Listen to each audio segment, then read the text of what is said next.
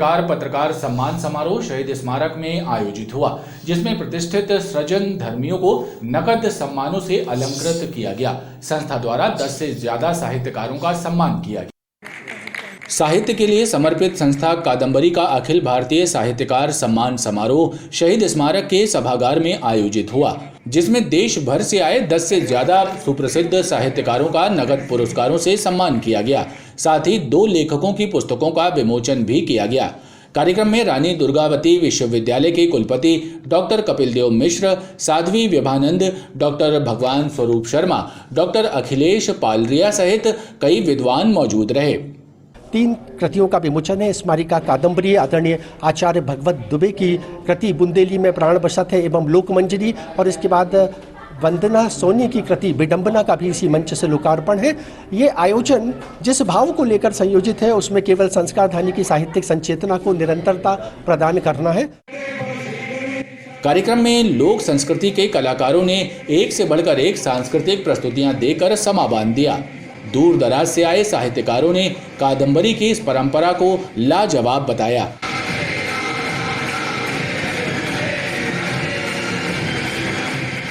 16 नवंबर को मनाए जाने वाले ऑडिट दिवस के उपलक्ष्य में पश्चिम मध्य रेलवे में भी विभिन्न कार्यक्रम आयोजित किए जा रहे हैं। इसी श्रृंखला में रेल सौरभ क्लब में सांस्कृतिक कार्यक्रमों की शानदार प्रस्तुति हुई।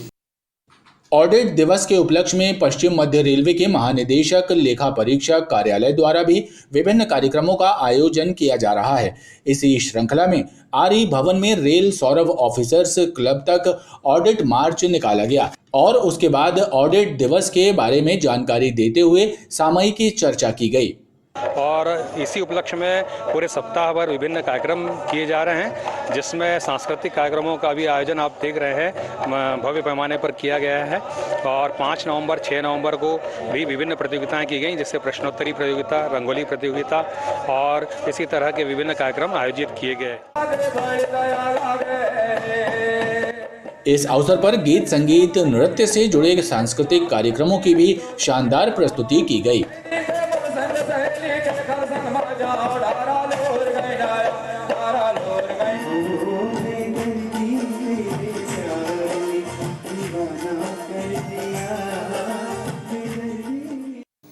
ऊर्जा के पारंपरिक स्रोतों पर निर्भरता कम करने के लिए वैकल्पिक स्रोतों को बढ़ावा देने की केंद्र शासन की मंशा के अनुरूप ग्रीन एंड क्लीन एनर्जी विषय पर इंस्टीट्यूशन ऑफ इंजीनियर्स के द्वारा आयोजित 2 दिवसीय सेमिनार के अंतिम दिन 15 विशेषज्ञों ने व्याख्यान दिए और सभी ने पर्यावरण को बचाने के लिए ग्रीन एनर्जी को ही एकमात्र विकल्प बताया। रेवेन्यू को भी मैं पर्यावरण को बचाने के लिए ग्रीन एनर्जी ही एकमात्र विकल्प है। देश के विशेषज्ञ इंजीनियर्स ने इंस्टीट्यूशन ऑफ इंजीनियर्स इंडिया द्वारा आयोजित राष्ट्रीय सेमिनार के अंतिम दिन अपने विचार व्यक्त करते हुए कहा कि ऊर्जा के परंपरागत स्रोतों के कारण पर्यावरण को हो रहे नुकसान से बचाने के लिए ग्रीन एनर्जी बेहतर विकल्प है। उन्होंने परंपरागत स्रोतों और ग्रीन एनर्जी के सोर्स के बीच सामंजस्य बिठाया जाए, इस पर भी चर्चा की।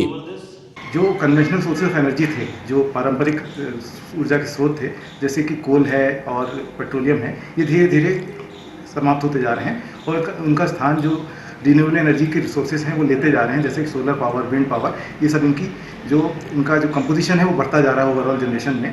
तो लेकिन साथ में ये देखा जा रहा है कि उनकी अपनी समस्याएं हैं। अभी जो पावर का फ्लो था वो एक तरफा होता था, अब ये है कि जितने कंज्यूमर्स हैं उनके यहाँ भी रूफटॉप में सोलर लग गए, वहाँ से पावर फ्लो हो रही है ग्रिड में। तो उससे क्या है कि जो पावर सेक्टर है उस हिसाब से उन समस्याओं के लिए तैयार नहीं है।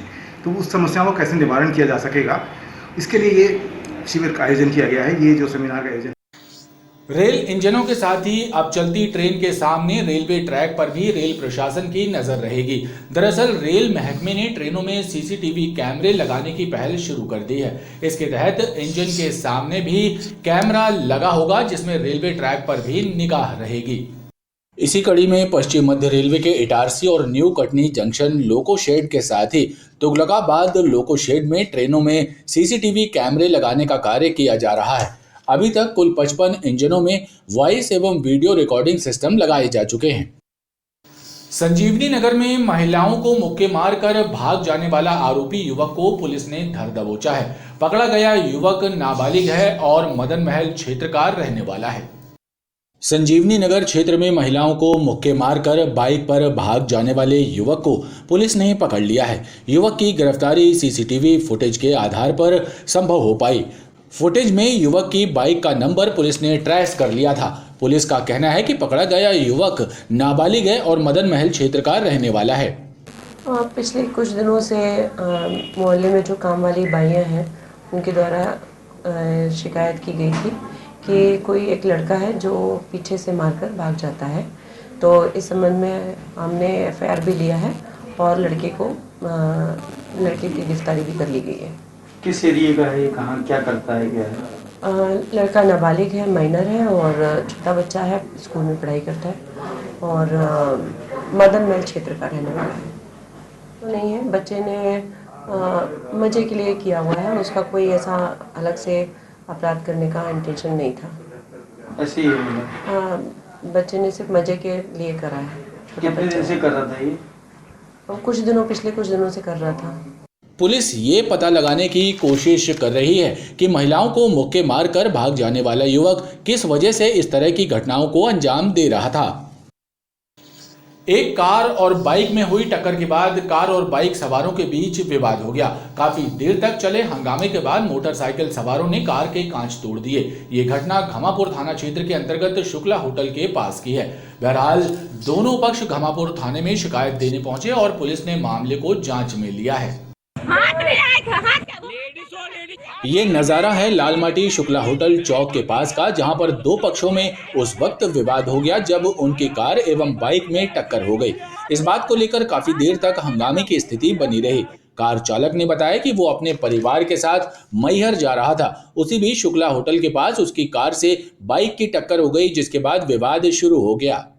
मैं अपनी मिसेस और मम्मी के साथ और दो बच्चों के साथ मैहर के लिए जा रहा था।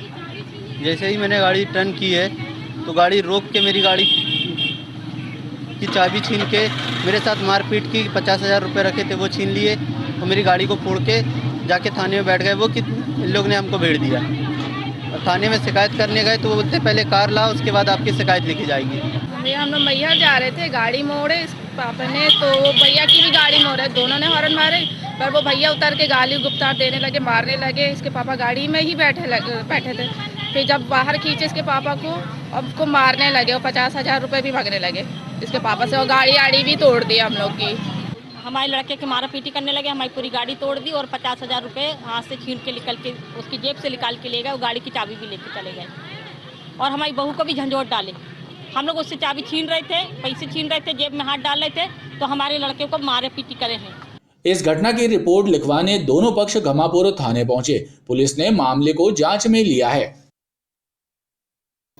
5 अक्टूबर को गौर एकता चौक स्थित पेट्रोल पंप के एक कर्मचारी को चाकू मारकर घायल करने वाले 2 इनामी आरोपियों में से एक को क्राइम ब्रांच की टीम ने ग्वारीघाट क्षेत्र से गिरफ्तार किया है। गौर पुलिस ने बताया कि आरोपी को रिमांड पर लेकर पूछताछ की जा रही है। क्राइम ब्रांच और बरेला पुलिस ने एक इनामी आरोपी को गिरफ्तार किया है। गौर चौकी प्रभारी टेकचंद शर्मा ने बताया कि 5 अक्टूबर 2022 की रात में पेट्रोल पंप कर्मी अभिषेक यादव पर बंटी चौधरी एवं लकी रजक ने चाकू से हमला कर दिया था और फरार हो गए थे। दोनों आदतन अपराधियों पर एसपी ने इनाम भी घोषित किया था। दोनों आदतन अपराधी हैं, तो इन पे पुलिस अधीक्षक महोदय ने 5,000 का इनाम घोषित किया था, जिसमें से दोनों लड़कों में से एक आरोपी बंटी उर्फ गणेश चौधरी पिता चैनलाल चौधरी कजरवाड़ा निवासी को आज क्राइम ब्रांच की टीम गौरीघाट क्षेत्र में पकड़ लिया। पकड़ के पूछताछ करी। आरोपी से घटनाओं में उपयोग की गई मोटरसाइकिल एवं चाकू बरामद करना है, जो आज इसको न्यायालय में पेश किया, जहां से दिनांक 14/11/2022 की 4 बजे तक का पुलिस रिमांड 2 दिन का प्राप्त किया। खबरों का ये क्रम लगातार जारी है। आप देखते रहिए BTV न्यूज। गोहलपुर से मदन महल